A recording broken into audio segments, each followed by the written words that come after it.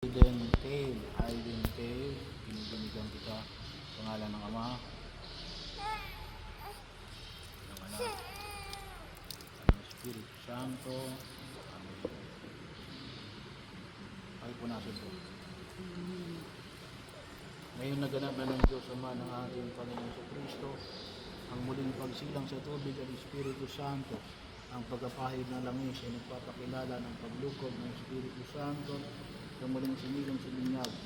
Maging matatag na ang batang ito sa kanyang pagkaisa ay Kristong Hari, pare propeta ngayon pasawalang hanggan. Amen. Ang damit pang binyag. Ang damit ng perang puti. Ang damit pang binyag ay tanda ng muling pagsilang kay Kristo ang dakilang karangalan ng anak ng Diyos. Naway manatiling wagas at walang bahid tungis ang kanyang karangalan hanggang matamo niya ang buhay na walang hanggan. Ang sila, dapat bilang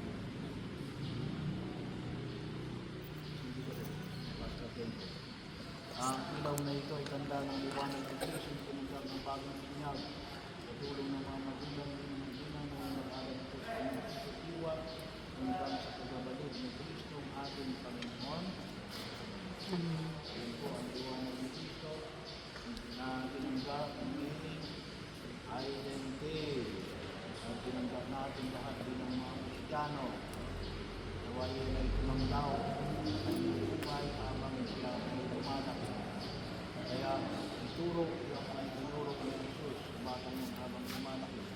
Turuan magdasal, turuan kumalang sa buhay ang buhay ng ating Panginoon sa Kristo. Nawa ay higit natin pakinabangan yung pag-iligtas ng Diyos. Yung ating pananampalatay, kung tawagin natin ay pamamaraan ng buhay. Kaya sana po ay matulungan tayo para huwag tayong mapahamak. Huwag tayo ang tawag ng disgrasya. Kasi ibig sabihin ng disgrasya, walang grasya. Kasi tayo lumayo sa ating pagpagunahan sa Diyos. Kasi saan kayo? Bakit? So, may misa tayo pagkaraw ng linggo. So, binabaling ng umiyak yung bata kapag kayo nagsisimba pag linggo, huwag kayong maiyak. Bata naman yun. Pagkainit. Pero, simbaw kayo, ang misa natin kayo 6:30 ng umaga, 8:30 ng umaga, 5 o'clock ng hapon. Kasulid, meron tayong tinatawag na Consecrated Mass. Yun ay misa pag-araw ng Sabado. Yun ay para sa araw ng linggo. Kaya lang, ang ginagawa natin sa araw ng Sabado. Ang misa natin sa sulit ay 6 o'clock ng Sabado. Mamaya, 6 o'clock. So, bahagi ko, no? Yun ang pinaka-maintenance natin bilang mananampalatayang Kristiyanong Katoliko. No? Ang magsimba pag-araw ng linggo. Paano tayo gagabayan ng Diyos kung hindi naman tayo nagpapagnalan sa Diyos. Naging anak tayo ng kaliwanagan kay Kristo, tumulog tayo sa ating mamanahan ng kaliwanagan ng buhay, sa panalangin tinuro sa atin ng ating Panginoong Kristo. Kasalin natin ang Ama namin.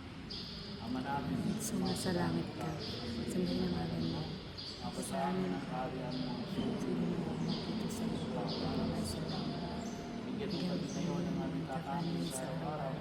Patawarin mo kami sa aming mga sala, para nang pagpapatawad namin sa nagkakasala sa amin.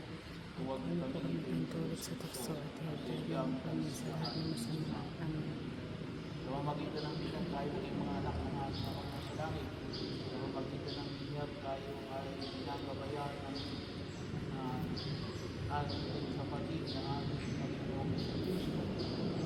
Sa pamamagitan ng binyag tayo ay tinutulungan ng Espiritu Santo. Sa pamamagitan ng binyag nagiging natin yung natin Jesus na walang iba kundi ang mahal na Virgen Maria. Ay patuloy tayong pangalagaan ng mahal na Virgen Maria, lalong-lalo na itong si Aiden Tail. Gustuin natin ang Abangin Noong Maria. Abangin Noong Maria na pagpulong ng grasya. Panginoon Diyos ay sumasa iyo.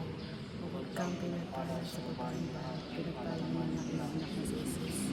Santa Maria, Ina ng Diyos, panalangin kami makasalanan, ngayon kung kami mamamatay. Amen. Ilang buwan ito? Luma. Hindi na ito kami ng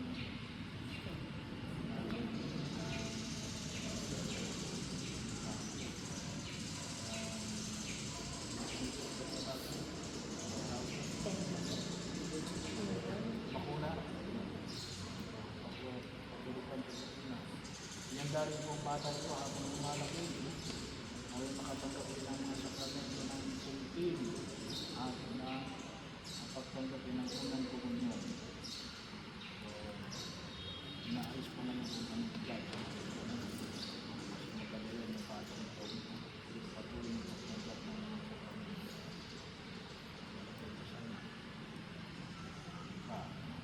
So, kung maaari magpakasal, kung iniisip ninyo ay yung magpabongga, no? Ay pwede naman na yung kapag 25 years old na, no? Magkasal, kanya lang kayo magpabongga, mahalaga yung makasal nyo na kayo. Ako ngayon, meron dito yung programa na pwede kayong kasalin, simple lang. May dalawang ninong, isang ninong, isang ninang, tapos isang amay na lalaki, ay gusto nyo lang yung papeles, makasal lang kayo kahit sa ordinary day, yung isa natin, para pwede nyo sabihin sa iba na wala nang unang handaan. Ayun, ang mahalaga yung makasal lang nyo na kayo sa simbahan. Kung gusto nyo magpag-arbo, kapag kayo ay yumaman na, kapag kayo ay naka-establish na pwedeng after ng 5 years, 10 years, 15 years, pwedeng doon kayo magpag-arbo. Pero mahalaga sana yung makasal kayo. Palagi na nasusunod natin yung gastos kapag kayo magpakasal. Pwede kung hindi kayo bumastos, makasal lang kayo. Sayang nyo yung biyaya na binibigyan sa sakramento ng kasal.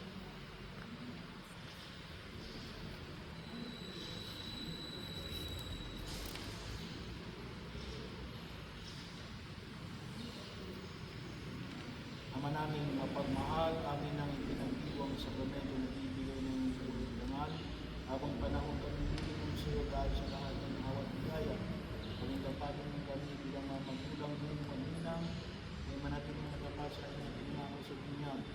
Inilulog namin ito sa pamagitan ng Yesu Cristo, kasama ng Espiritu Santo, magdalang ka.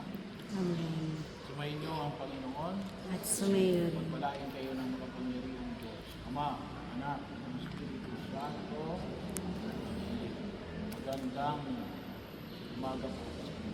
Magandang umaga po. Kung patay na mga kanila, pasalubungan natin ng palakpakan si Aiden Day. Thank you po. Maraming salamat po.